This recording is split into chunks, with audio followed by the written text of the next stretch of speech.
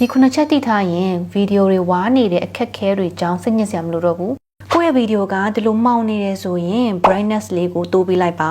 ဒါဆိုရင်ဗီဒီယိုလေးကလင်းလက်တော့ပါလိမ့်မယ်ဗီဒီယိုကဒီလိုအယောင်တွေမှိန်နေတယ်ဆိုရင် contrast ကိုမြင့်တင်ပေးလိုက်ပါဒါဆိုရင်ဗီဒီယိုထဲမှာပါတဲ့အရာတွေကပိုပြီးထင်ရှားတော့ပါလိမ့်မယ်ဗီဒီယိုထဲကအယောင်တွေကိုပိုပြီးတောက်ပစေချင်ရင် saturation ကိုထိန်းညှိပေးလိုက်ပါဒါဆိုရင်အယောင်တွေကပိုရင့်ပြီးစစ်လာပါလိမ့်မယ်ဗီဒီယိုထဲမှာအသားရောင်ကဝါနေတယ်ဆိုရင် temperature ကိုလျှော့ချပေးလိုက်ပါဒါဆိုရင်အသားရောင်လေးကပိုဖြူပြီးကြည်လင်လာပါလိမ့်မယ်ဗီဒီယိုထဲမှာအသားရောင်ကမှောင်နေတယ်ဆိုရင် highlight လေးကိုတိုးပေးလိုက်ပါဒါဆိုရင်အသားရောင်လေးကလင်းလက်တော့ပါလိမ့်မယ်ဗီဒီယိုကမကြည်လင်နေဘူးဆိုရင်ရှပန်လေးကိုမြင့်တင်ပေးလိုက်ပါဒါဆိုရင်ဗီဒီယိုရဲ့ကြည်လင်မှုကိုတိတိတတ်တာတွေ့ရပါလိမ့်မယ် export ထုတ်တဲ့အခါမှာလည်း solution ကို 1080p frame rate ကို60ထားပေးပြီးတော့ code rate ကို recommended အတိုင်းထားပေးရင်လုံလောက်ပါပြီ